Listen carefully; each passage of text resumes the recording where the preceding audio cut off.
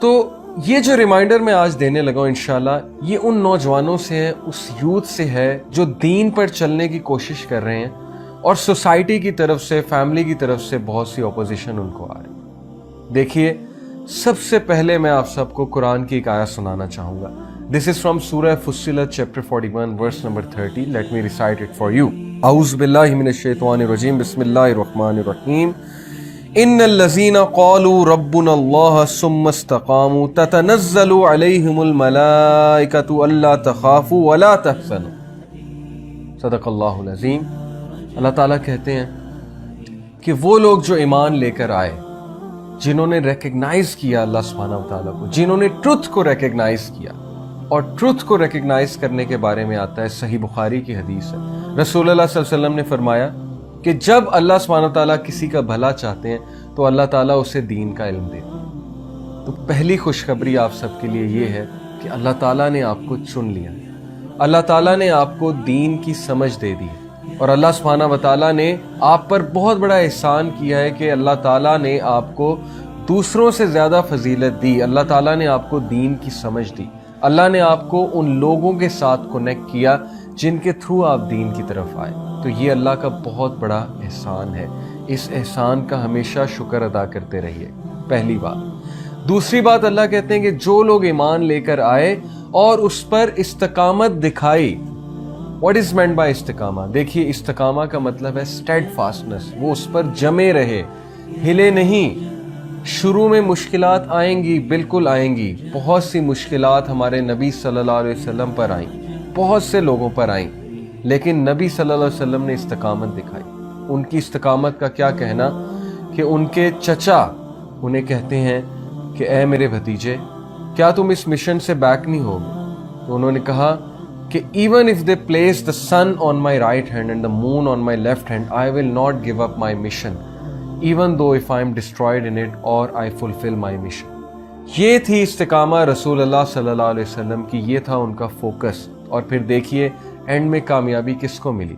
سیرہ ہمیں یہی تو سکھاتی ہے کہ شروع میں بالکل تمہیں آئسولیٹ کریں گے لوگ, بالکل تمہارے اپنے تمہیں بوائکاٹ کریں گے, بالکل تمہارے اپنے تمہیں اپوز کریں گے, کیونکہ تم اسٹرینجر ہو. تم ایک ایسے راستے پر چل پڑے ہو جو کہ راستہ انبیاء کا تھا, جو کہ راستہ ان لوگ کا تھا جنہیں واقعی سوسائٹی نے ایکسیپٹ نہیں کیا. اس لیے ریڈی رہو ان مشکلات کے لیے, اور سب سے پہلے مشکلات فیملی کی طرف سے آئیں.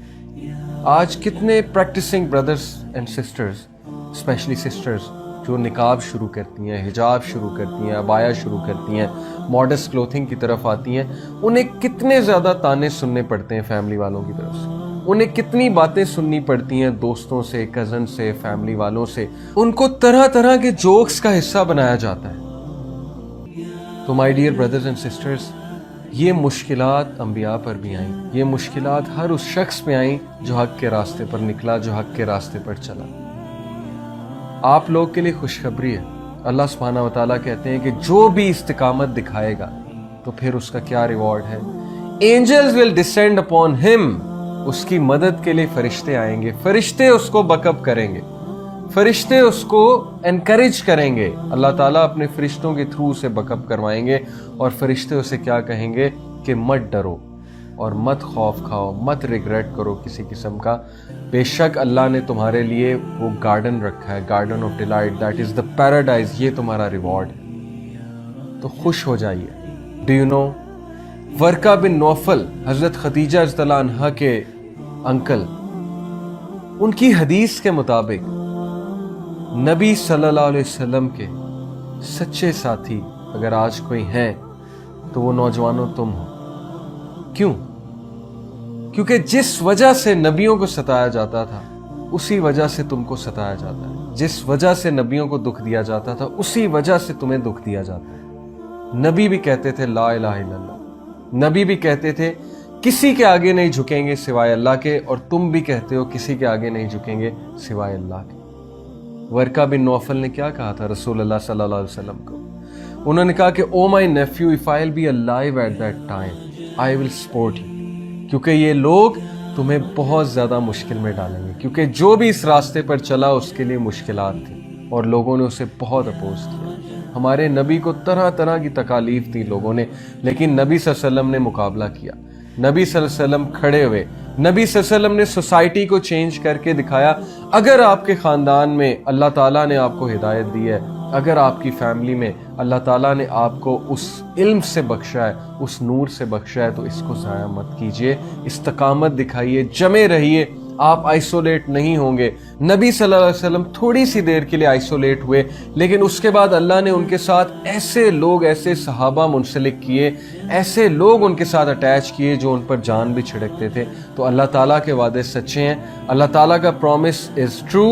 Don't give up, don't give in to the society, keep growing, keep moving forward, my dear brothers and sisters. May Allah subhanahu wa ta'ala help all of you, may Allah bless all of you, and may Allah bless you immensely. Truly you are the ones جس پہ رسول اللہ صلی اللہ علیہ وسلم smile کریں گے قیامت والے دن، اور انشاءاللہ فخر سے بتائیں گے کہ یہ ہیں وہ لوگ جن کے بارے میں اپنے صحابہ کو بتایا کرتا تھا کہ یہ استقامت بھی دکھائیں گے اس دور میں جب بہت کم لوگ ہدایت پر ہوں گے۔ دین کی بات پھیلانا صدقہ جاریہ ہے، ثواب کی نیت سے ویڈیو کو شیئر ضرور کیجیے۔ جزاک اللہ۔